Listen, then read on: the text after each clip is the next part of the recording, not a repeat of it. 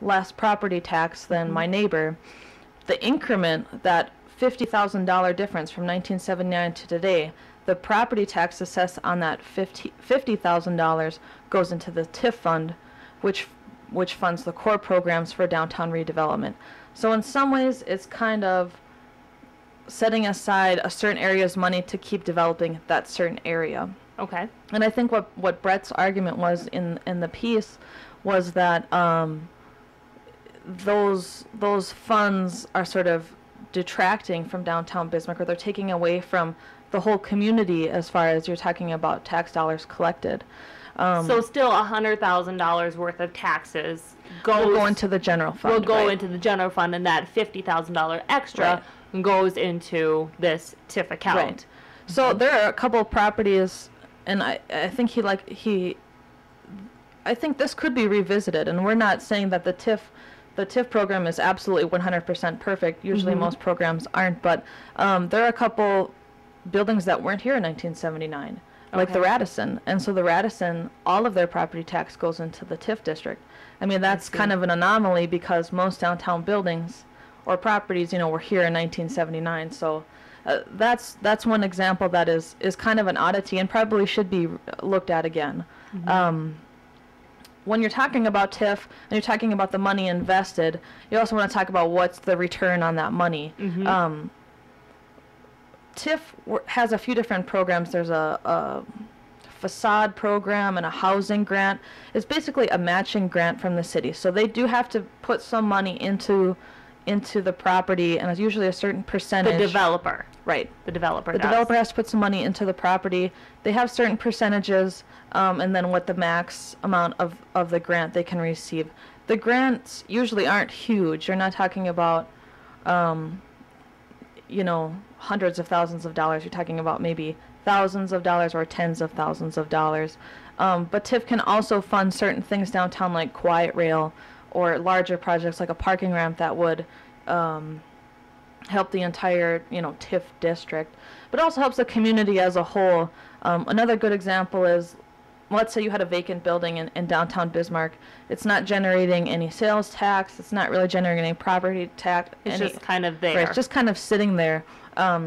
If it's reinvested in using Renaissance Zone or using TIF, it becomes a generating property again. And so the small amount, the $10,000 grant that you may have received, they may have received in a signage grant or something through TIF, kind of pales in comparison to the jobs that are created, the new business that might be created, the sales tax they might generate, the increase in property tax that they'll generate. They'll also, if they're a bar, they'll generate liquor tax. And there's a lot of other ways to tax a property, and a property that is active in generating will just produce a lot more tax dollars for the city and other means. And for the community as a whole. Right. And so what other cities in North Dakota utilize a TIF account? There's a number of different, Fargo's used TIF. Most cities at one point or another have used a tax increment financing district. The difference is, and I think this is again part of Brett's argument, is that most cities use TIF where they identify a project, they identify a block, and then they raise the money and then do the project and then close the block out. And then close their down, where in his article he did say it's kind of like a perpetuating, it's just continuing and continuing. It hasn't been revisited. And I know Brett and then the Downtowners and a few other groups have, there was some legislation this year regarding TIF zones, and there will be some changes made that I think were probably needed. They're going to put a sundown or, a time that you have to close out your district and things like that. They'll probably look at bringing that 1979 value maybe up to 1990 so that the general fund just keeps getting more money, that it just keeps updating itself. So we're fine with updates and looking at the program, but we think it's really well utilized and needed in Bismarck as well. So to date, how much money has been the return on investment from the TIF account? Like with the new businesses that have come in, how much money has it generated, and how many new businesses can you say are accounted to this TIF account? I'm not exactly sure. I would have to kind of add a whole different things like sales tax. I could give you the numbers on the Renaissance Zone and kind of the idea of the Renaissance Zone. That's a statewide program where there's no grant money given. It's just an exemption. So if I bought a building in downtown Bismarck and filled all the Renaissance Zone requirements, I'd have to, invest so many dollars into the building before I could get a 5-year tax exemption. The 5-year tax exemption is income tax and property tax exemption. So the city has the small property tax exemption. The state carries the larger income tax exemption. With Renaissance Zone, Bismarck has seen about $23 million in private investment. And I would say that's in less than 10 years, maybe 7 years. They've seen about 46 new jobs, which are full-time equivalents, and 46 new businesses, and then about 260 full-time equivalent new jobs, just from the Renaissance Zone. And we're looking at about $30 million in private investment in the next 2 to 3 years with projects that have just recently been approved. So through the Renaissance Zone. Right, through Renaissance Zone. And so it will double the investment. What 80 projects did in about 7 years, these 2 to 3 projects coming up in the next 2 to 3 years will double that investment. So this is so the Renaissance Zone. Maybe I am confused. Is part of TIF or it's separate from TIF? No, and TIF kind of helps fund it. It's separate from TIF. Renaissance Zone is a state-run program that developers can apply for. TIF is a city-run program that developers can apply for. So they're separate programs, but can be used in conjunction with each other sometimes. Okay, so then the TIF account, though, it has had definitely some return on investment. Yes, there's been people who have applied for money through the TIF account to do signage and facade, to do subsurface infill or things like that, that Bismarck is looking to have their properties updated with. Okay. And another big thing, too, that downtown kind of sometimes struggles with is the thought that parking is just impossible. So what are you guys doing to combat that? There's a board within the city of Bismarck called the Bismarck Parking Authority, and they manage all the city-owned ramps. And what we've been trying to do is work with the parking authority to actually do a couple of things. One, educate Bismarck about the parking ramps. I would venture to say that most people don't know that they're public. Most people probably don't know how to use them, where to enter, how you navigate the ramp. Yep. And if they're open, when they're open, things like that. The other is, what we'd like to do is have the parking authority open up the parking ramps after 5 o'clock every night. Right now you pay 24 hours a day to be in the parking ramp. It's not open for free at any point. Since there's such downtown nightlife, the bars and restaurants really pick up at 5 o'clock. And there might not be available street parking very near the bar you're going to or the restaurant you're going to push people into the ramps would be ideal.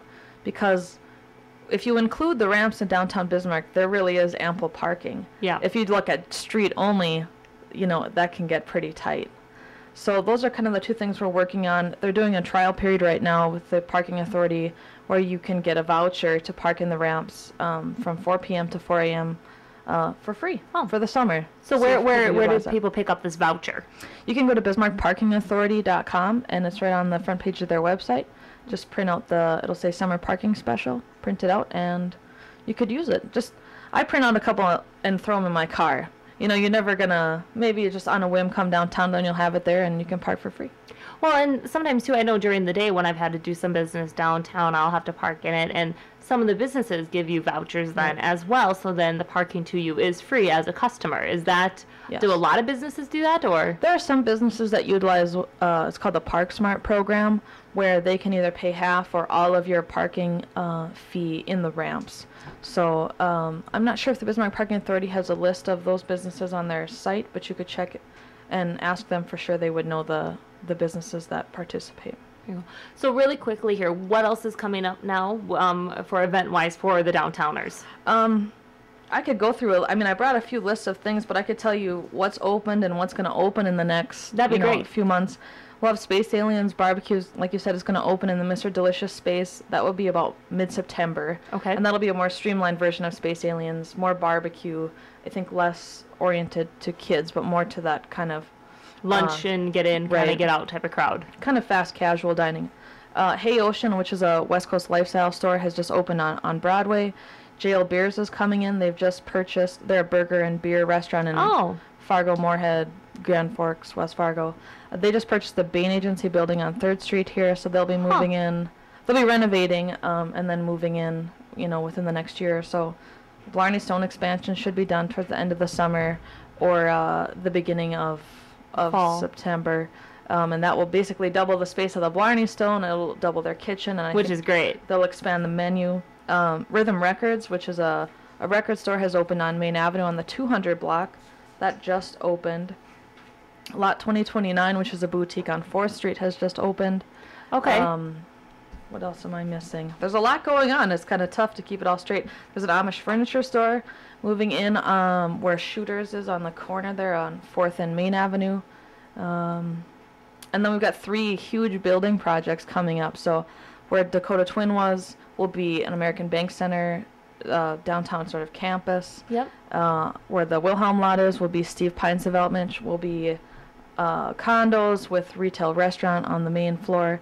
And then Dr. Becker's project on Main Avenue 500 block will again be a 3-story building, retail restaurant, rooftop terrace. And apparently he's going to have Crow Shoe, which is like a horseshoe pit on Crow Shoe. It's huge on in the this area. terrace. Yep. Oh, so very fun. It's really, really picking up downtown. It's an exciting time to be working here. It definitely is. I mean, I've been here since 2002, and I remember downtown just kind of was like, But it really has seemed to pick up. It's really neat. It's really neat to see that and exciting to see it grow. If people want to learn more about the Downtowners Association, where do they head to? They can go to downtownbismarck.com. There's a whole bunch of information, news, events, and more information about our organization. Very cool. Well, thank you again, Kate, thank you for coming on the show with us today. And thank you, everyone, for watching this edition of City Chat with City Magazine. Again, I'm Kilee Harmon, General Manager of City Magazine. And make sure you head to our website at thecitymag.com, where you can read this current issue with extra content and also watch past episodes of City Chat with City Magazine. Have a good day.